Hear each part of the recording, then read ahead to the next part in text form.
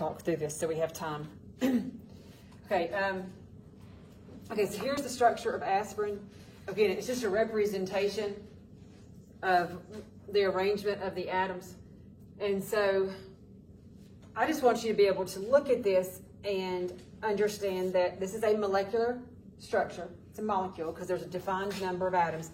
And then you can count and see how many atoms of each element there are so that you could then turn it into a molar mass. So if you measured the mass of something, you'd know how much of this substance you had.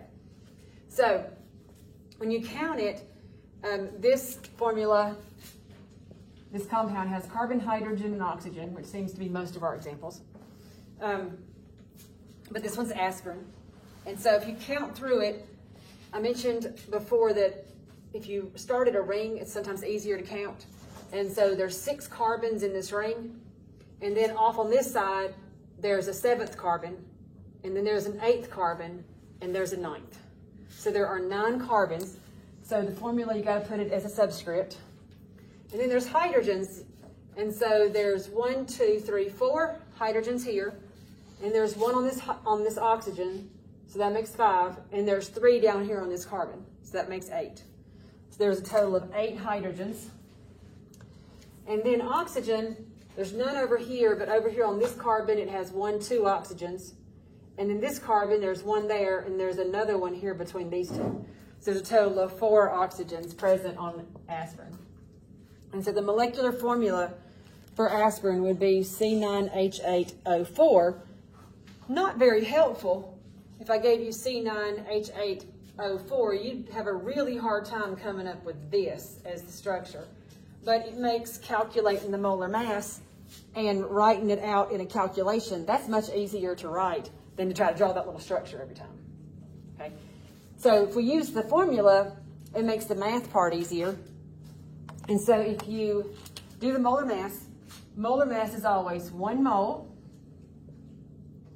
of your chemical. So we're going to put the formula.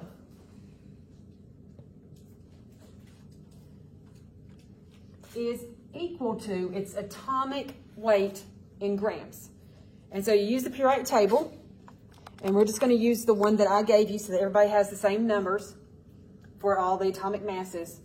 And so you do 9 times the atomic mass of carbon, which is 12.011 grams, okay, plus, and then you got 8 hydrogens, so it's 8 times the atomic mass of hydrogen, which is 1.0079. And then you have 4 oxygens, so it's 4 times 15.999 for oxygen. And total, I got 180.1582 grams. And then you put the chemical formula. Because it's 1 mole of that chemical would weigh 180.1582 grams of that chemical. So if you weighed out that chemical, you'd say, I've got this much of this chemical. And it's the same thing as 1 mole of the chemical. Okay? So there's the molar mass.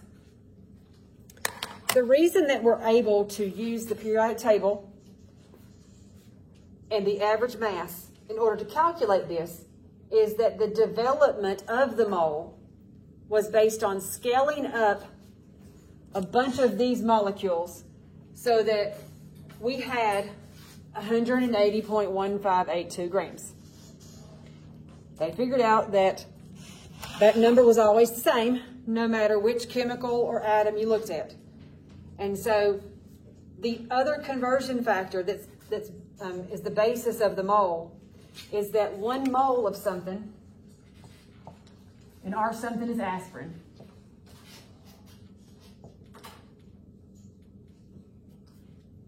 One mole of it is the same thing as Avogadro's number of particles. And those are little molecules. And so the particles for aspirin are called molecules.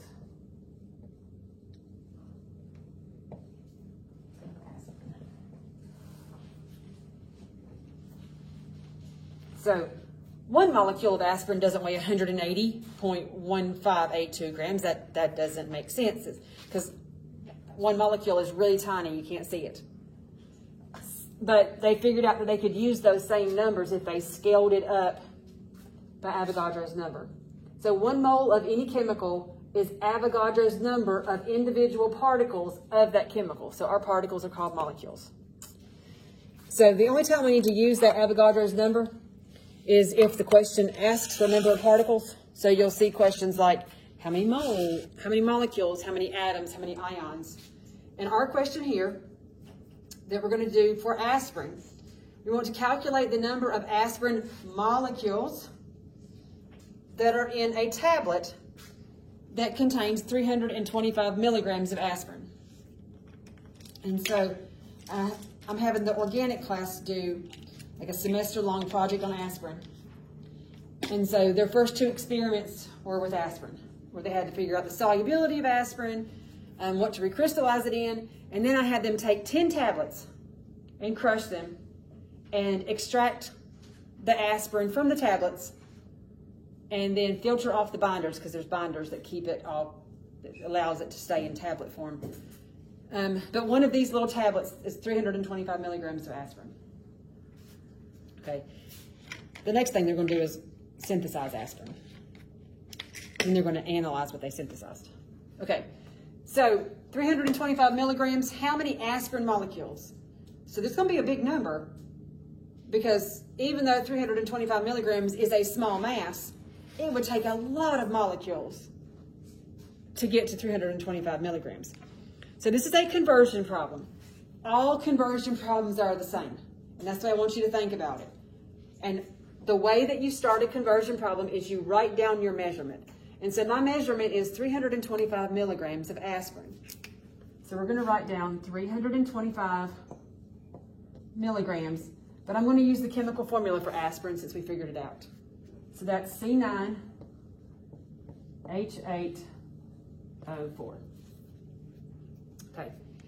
So in a conversion problem, you start with conversion factors, and you figure out your conversion factor based on the unit that you have there that you want to get rid of. So I want to get rid of milligrams. So my first conversion factor will have milligrams on the bottom. And this is not moles and grams. This is just metric. And so you got to think about, what do I know about milligrams? And we're going to go to grams. And we're going to go to grams because molar mass is measured in grams. And so how many milligrams are in a gram? 1,000. So my milligrams are going to cancel. And now the value that I have will be grams of your aspirin. And so I want to get rid of grams. So my next conversion factor will be grams of aspirin.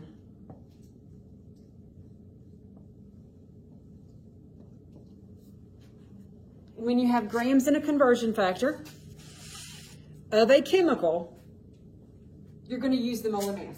So you're not going to convert it to kilograms or any other unit. You're not going to use density to find volume. You're going to go to moles. And so if you're talking about chemicals, we got mass, we're going to go to moles. So we just figured out the molar mass. There's 180.1582 grams of aspirin that's equal to 1 mole. And so we're going to use the 180.1582 grams is the same thing as 1 mole of aspirin.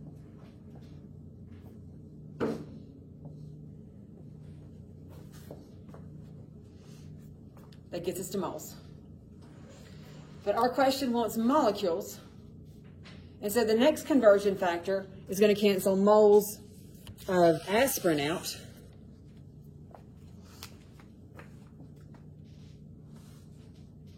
Put moles on the bottom.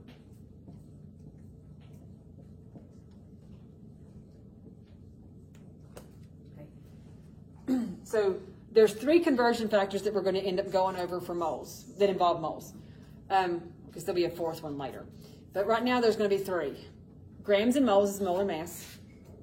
1 mole in Avogadro's number goes between the atomic level and the large scale. And then the other is mole to mole ratio, which will our next example will be mole to mole ratio. So I want molecules. That's the molecular level. I want to know the tiny little particles. And to get to the tiny little particles, we use Avogadro's number. So if I have 1 mole of aspirin, the reason that 1 mole of aspirin weighs about 180 grams is because we have 6.022 molecules times 10 to the 23rd molecules of aspirin.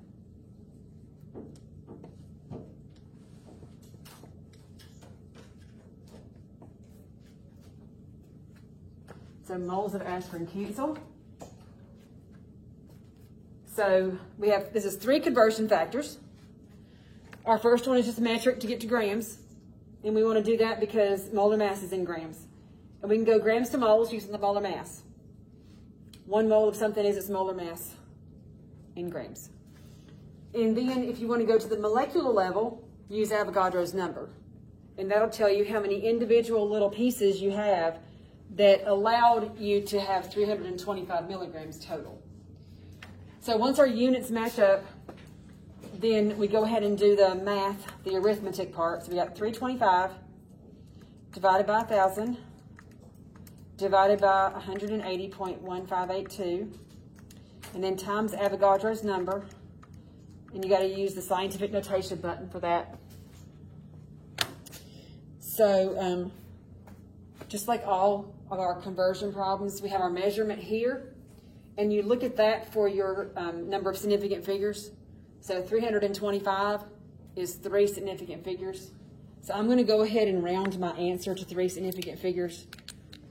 So I got 1.09 times 10 to the 21st molecules of aspirin.